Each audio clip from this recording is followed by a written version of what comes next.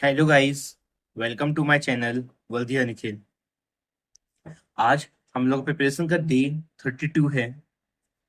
आज हम लोग डे 32 में ज्योग्राफी में फेमस साइट्स पढ़ेंगे। अभी देखिए फेमस साइट्स में क्या है कि जो हम लोग इंडिया की इंपॉर्टेंट साइट्स हैं सिर्फ वो पढ़ना है। ठीक है, वर्ल्ड में ध्यान नहीं देना है, इंडिया वाली में ध्यान देना है। जैसे रेड फोर्ट कहाँ पे है? दिल्ली में है। मलाबार हिल्स कहाँ है? मुंबई में है।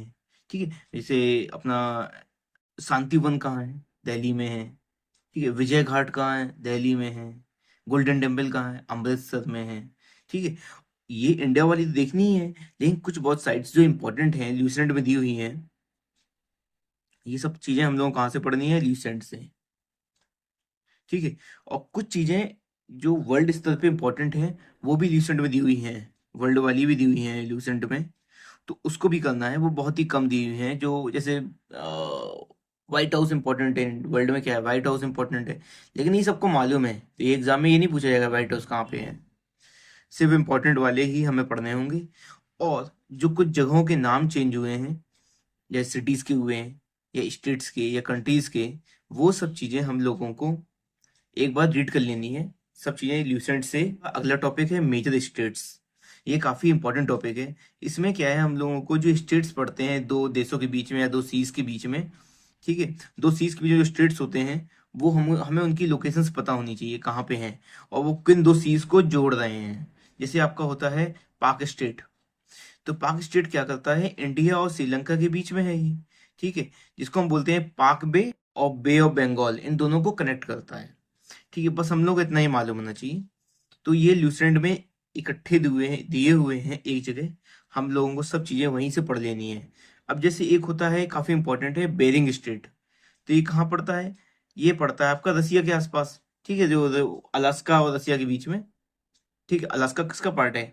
अलास्का आपका यूएसए का पार्ट है।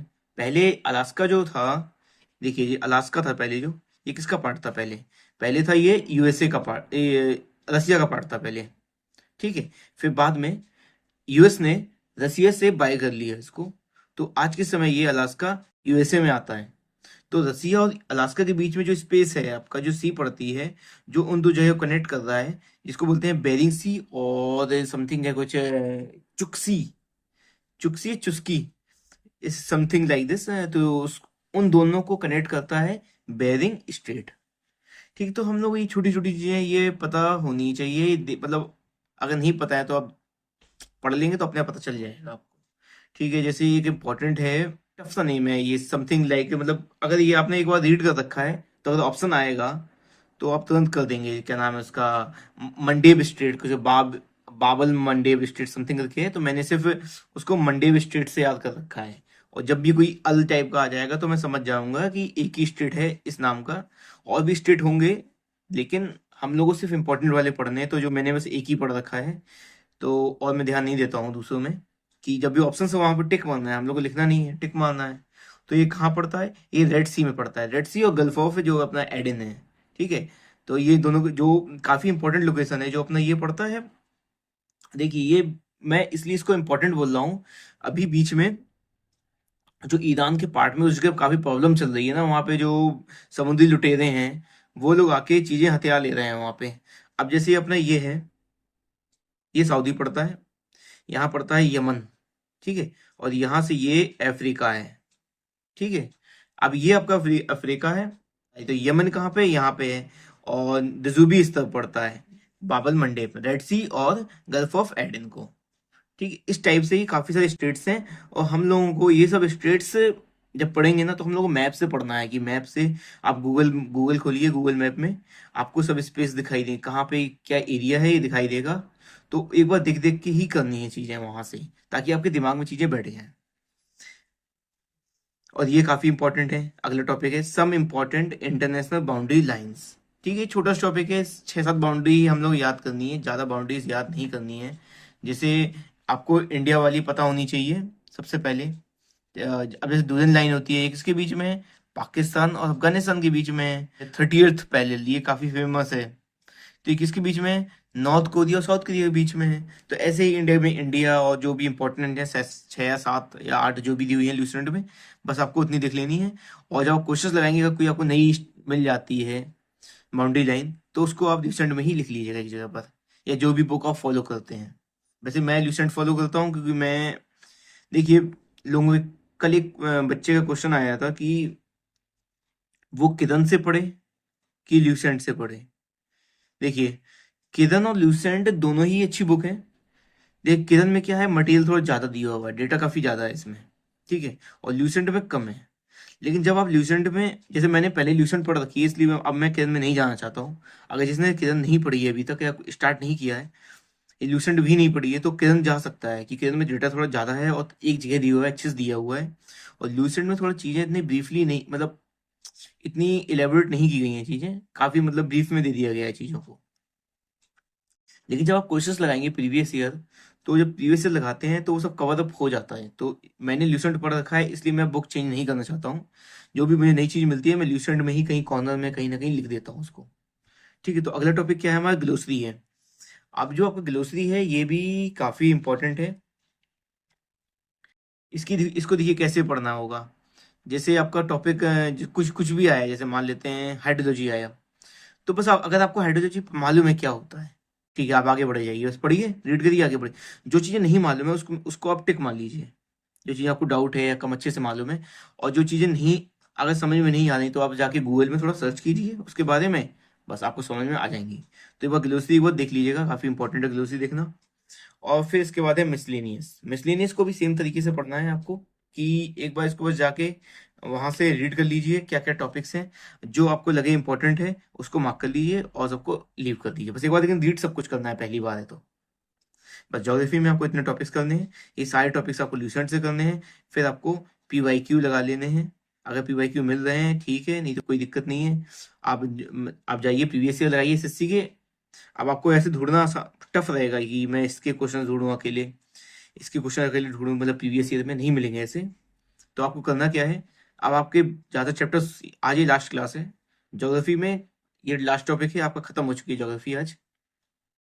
तो आपके जो भी बचे हुए क्वेश्चन हैं वो सब लगाइए अब जाके, ठीक है। और अभी जैसे हम लोग बाकी क्या है, ग्रासलैंड्स बाकी हैं, टाइगर रिजर्व्स, तो ये सब हम लोग एनवायरनमेंट में पढ़ेंगे। जब हम लोग एनवायरनमेंट सब्जेक्ट स्टार्ट करेंगे, तो एनवायरनमेंट में पढ़ेंगे। एनवायरनमेंट हम लोग कल से ही स्टार्ट करते हैं, एनवायरनमेंट ये काफ़ी इंपॉर्टेंट टॉपिक है। देखिए, स्टैटिक जीके, जैसे कोई स्टैटिक जीके कोई सब्जेक्ट नहीं होता है, बस स्टैटिक जीके कोई सब्जेक्ट नहीं है, हम लोगों ने बना रखा है कि हाँ भाई स्टैटिक जीके है, कुछ टॉपिक्स ले लिए हैं उसमें। एक static GK plus geography plus environment, ये मतलब टॉपिक काफ़ी एक जैसे ही हैं लगभग, अपने एनवायरनमेंट के बारे में ही, या एक साथ ही लेके चलता हूँ मैं तीनों को एक ब्लॉक में। पढ़ने में इजी रहता है एक ब्लॉक में पढ़ना। फिर वहाँ पे हिस्ट्री अलग हो जाता है, फिर पॉलिटी अलग है थोड़ा आपका, ठीक है। और अभी तो रेलवे भी पढ़ना है, तो ये सब हो जाएगा धीमे धीमे, ज़्यादा टेंशन की जरूरत नहीं है, धीमे धीमे सब हो जाएगा। और फिर आपका रीजनिंग में क्या करना है, आपको PYQ आपको प्रैक्टिस करने हैं। और मैथ्स में आज नया चैप्टर स्टार्ट करेंगे हम लोग, सिंप्लीफिकेशन, ठीक है। तो इसके आप लोग आज वीडियोस देखेंगे यूट्यूब से जाकर सिंप्लीफिकेशन के, और फिर हम लोग उसके बाद PYQ स्टार्ट करेंगे। बायोलॉजी में हम लोगों को आज 2 चैप्टर पढ़ने हैं, एनिमल टिश्यूज और ह्यूमन ब्लड। अब देखिए, एनिमल टिश्यूज के में ये हाफ पेज का चैप्टर है, वह हाफ पेज है इसमें, ठीक है। तो आपका ये मुश्किल से, अगर आप कैसे भी पढ़ेंगे, 10 मिनट के अंदर ये टॉपिक हो जाएगा आपका, 10 मिनट्स में एनिमल टिश्यूज कंप्लीट हो जाएगा। आपको कहाँ से पढ़ना है ये सब पढ़ना है आपको ल्यूसेंट से। बायोलॉजी ल्यूसेंट से ही चल रही थी हमारी, तो ल्यूसेंट से एनिमल टिश्यूज पढ़ लीजिए, और ह्यूमन ब्लड भी इसी से पढ़ना है। अब ये देखिए, आप एनिमल टिश्यू में क्या क्या पढ़ना होगा। आपको पढ़ना है एपिथेलियल टिश्यू, और मैं एपी से याद कर रखा हूँ मैंने, एपिथेल ऐसे कुछ करके आएगा, तो बस वो टिश्यू है, ठीक है। थोड़ा याद करना टफ हो जाता है बायो के। फिर एक हो गया जैसे कनेक्टिव टिश्यू आपका हो गया, नर्वस टिश्यू हो गए, तो ये सब टॉपिक्स आपको पढ़ने होंगे एनिमल टिश्यूज में। और ह्यूमन ब्लड में आपको क्या क्या पढ़ना है, जैसे प्लाज्मा पढ़ना है, RBCs पढ़ने हैं, WBCs पढ़ने हैं, ब्लड कॉर्पसूल थम्बो जैसे जिसे हम लोग कहते हैं थम्बोसाइट्स के बारे में पढ़ना है, ठीक है। और ब्लड ग्रुप्स के बारे में पढ़ना है, जो ABC जो भी है अपना AB O, ठीक है। और ये अपनी जो ट्रांसफ्यूजन होता है उसके बारे में पढ़ना होगा, ठीक है। तो बस इतना ही, यही आपका मेन टॉपिक है, बस आपको इतना ही पढ़ना है आज बायोलॉजी में। तो ये भी आपका जल्दी ही हो जाएगा, मुश्किल से हाफ आवर लगेगा इसमें आपको ये ल्यूसेंट्स कंप्लीट करने में। तो आपका ये 30 मिनट्स यहाँ पे हो गए, तो 40 मिनट्स में आपकी बायोलॉजी हो जाएगी। फिर दोनों चैप्टर्स के PYQ लगा लेने हैं। PYQ कौन से लगाने हैं? SSC के प्रीवियस ईयर, ठीक है, 5 ईयर्स, ठीक है, 5 ईयर्स या 6 ईयर जो भी लगाने हैं आपको, 5 ईयर्स के एटलीस्ट लगाने ही होंगे। फिर हम लोग उसके बाद क्या करेंगे, हम लोग रिवीजन स्टार्ट करेंगे, ठीक है। हम लोग आज केमिस्ट्री में पढ़ेंगे इंट्रोडक्शन और एटॉमिक स्ट्रक्चर, ठीक है। तो ये आपको रिवीजन करना है, तो आपको जल्दी जल्दी रिवीजन करना है। ये नहीं कि आप जैसे पहली बार पढ़ा थे उस टाइप से ही पढ़ना बैठ गए, नहीं। हम लोग को सिर्फ जैसे टॉपिक दिखना है, ल्यूसेंट खोला आपने, टॉपिक देखा, वो स्पीड में पढ़ना है, जल्दी जल्दी से। जितनी स्पीड में पढ़ेगा उतना फायदा है आपको, अभी आगे आगे फायदा दिखाई देगा आपको, ठीक है। और फिजिक्स में भी आपको पढ़ना है units, motion, work, energy and power. तो ये आपको रिवीजन करना है, इसे क्वेश्चंस नहीं लगाने हैं आज। अगर आपके क्वेश्चंस बाकी रह गए थे पिछली बार तो आप लगा सकते हैं, नहीं तो बस सीधे आप रिवाइज करिए दोनों को, यूनिट्स, मोशन और unit work, energy and power को। और जल्दी तेज तेज रिवाइज करिए, मतलब आपको जैसे ये टॉपिक यूनिट्स, मोशन और वर्क, एनर्जी एंड पावर, ये आपको मुश्किल से 10 मिनट्स लगने चाहिए कि अब आप रिवाइज कर रहे हैं, अब आप वापस नहीं पढ़ना है आपको। यूनिट्स में तो मुश्किल से एक पेज का है, ठीक है। मोशन भी छोटा सा ही है। वैसे तो 10 मिनट्स में तो अगर नहीं हो रहा है कोई दिक्कत नहीं है, आपको इतना टेंशन लेने की जरूरत नहीं है कि 10 मिनट्स में ही करना है, पर कोशिश करनी है जितनी जल्दी से जल्दी हो पाए रिवीजन, कि अटकना नहीं है, रिवीजन रिवाइज करते ही रह जा रहे हैं आप, ठीक है। तो जब मैक्सिमम मैक्सिमम 20 मिनट, ठीक, 20 मिनट्स में रिवीजन हो जाएगा आपका, ठीक है। और केमिस्ट्री में आपका हो जाएगा, इसमें भी 20 मिनट में हो जाना चाहिए, 20 मिनट्स या 30 मिनट्स जो भी लग रहे हैं आपको, 20 मिनट्स में हो जाएगा वैसे, ठीक है। और आपकी बायोलॉजी 10 मिनट्स, ये हाफ आवर लगेगा इसमें। और इसमें आप जितना टाइम लेना चाहते हैं आप रीजनिंग PYQ लगाएंगे 50, या जो भी क्वेश्चन लगाना चाहते हैं 50 क्वेश्चन लगाइए रीजनिंग के, कोई भी टॉपिक उठा लीजिए या मिक्स टॉपिक उठा लीजिए, कई चैप्टर्स लगाइए, 5 10 ऐसे करके लगा लीजिए, जो भी लगाने हैं आपको। अगले क्वेश्चन है आपके बुक, जो भी बुक फॉलो कर रहे हैं आप, ठीक है। और मैथ्स में आपको सिंप्लीफिकेशन स्टार्ट करना है, ये आप कहाँ से पढ़ेंगे? वाइट यूट्यूब से पढ़िए, कोई भी किसी का वीडियो उठाइए, कोई भी टीचर का, ठीक है। साहिल सर को उठा लीजिए, उनके पढ़े हुए हैं सिंप्लीफिकेशन काफ़ी सारे वीडियोस, वो उसमें से काफ़ी समझ में आ जाएगा आपको। बस ये कंप्लीट करने के बाद आप PVC लगाना स्टार्ट कीजिए, ठीक है। और ज्योग्राफी है, ये ज्योग्राफी आपको ज़्यादा इसमें भी ज़्यादा टाइम नहीं लगने वाला है, मुश्किल से मैक्सिमम मुझे लगता है 2 घंटे लगेगा, 2 आवर्स में हो जाएगा। तो देखिए अब 2 आवर्स यहाँ हो गए आपकी, तीन तीन लगभग, ये आपका ये 40, ये आपका 3 घंटे यहाँ पे हो गए ये, ठीक है। और 3.5 घंटे, और मैं 4 घंटे पूरा रख लेता हूँ इसको। और आपको 1 घंटे यहाँ रीजनिंग मान लेते हैं, 5 घंटे।